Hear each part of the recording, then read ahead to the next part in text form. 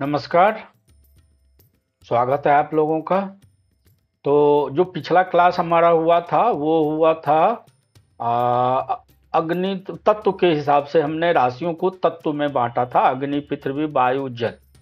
तो ये हमने पिछले क्लास में सीख लिया था। अब आज का हमारा क्लास जो है राशियों को वर्णात्मक विभाजन। वर्ण वर्ण मतलब जो क्षत्रिय ब्राह्मण क्षत्रिय वैश्य और शूद्र होता है। अब ये आप वर्ण को कास्ट से न ले। कास्ट ये काम से होता है। जो हमारे शास्त्रों में वर्ण का विभाजन किया हुआ है वो कर्म के आधार पे किया हुआ है, न कि जन्म के आधार पे। और यहाँ तो खैर राशि की बात हो रही है, तो राशियों को हम अलग अलग वर्ण में विभाजन करेंगे। तो उसको कैसे समझना है वो मैं आपको समझाता हूँ। तो चलिए आगे हम बढ़ते हैं। तो अब ये हमने जो पढ़ा था जल तत्व पढ़ा था, अग्नि पृथ्वी वायु जल, ये तीनों पढ़ा था। तो सारे जल तत्व, जो जल तत्व कौन कौन से राशि हैं, एक मिनट।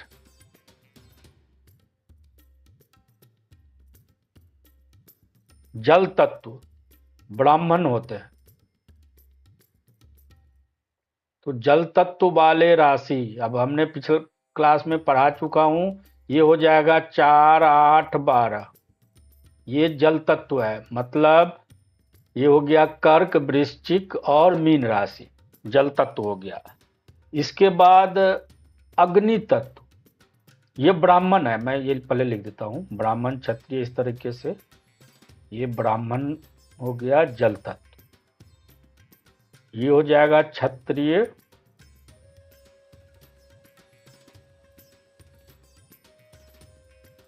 ये अग्नि तत्व। अग्नि तत्व, तो अग्नि तत्व के कौन से राशि हैं, 1 5 9, मतलब मेष सिंह और धनु। ठीक है। और ब्राह्मण क्षत्रिय, इसके बाद वैश्य। वैश्य मतलब जो बिजनेस करते हैं उस वैश्य बोला गया है। तो वैश्य में आपको पृथ्वी तत्व आएगा।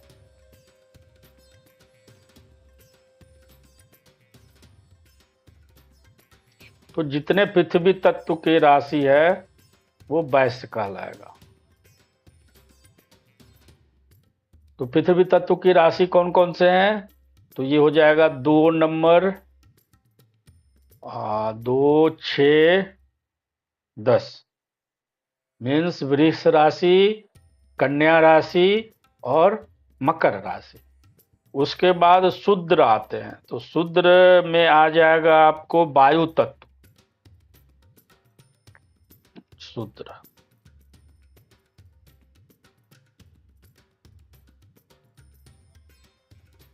तो वायु तत्व की राशि, सभी वायु तत्व की राशि जो है वो शूद्र में आता है। तो वायु तत्व की राशि हो जाएगा 3 6 9 और 12। ये वायु तत्व का राशि है। तो ये है हमारा वर्णात्मक विभाजन सभी राशियों के, 12 राशि के वर्णात्मक विभाजन जो है वो इस तरीके से है। तो अब फिर से एक बार याद कर लें, सभी जल तत्व ब्राह्मण है, सभी अग्नि तत्व क्षत्रिय हैं, सभी पृथ्वी तत्व वैश्य हैं और सभी वायु तत्व जो हैं वो शूद्र हैं। तो आप अपना कौन सी राशि है उसके हिसाब से अपना वर्ण भी समझ सकते हो। आपका जन्म किसी भी का आज के हिसाब से आप कोई भी कास्ट के हो, उससे कोई फर्क नहीं पड़ता। आपका एक्चुअल जो नेचर है या आप एक्चुअल जो हो, क्षत्रिय हो या वैश्य हो, वो यहाँ से देखोगे कि आपकी राशि क्या है, आपकी राशि किस वर्ण में दिखा रहा है। तो चलिए अगले क्लास में फिर हम आगे की बातें करेंगे। चलिए, धन्यवाद।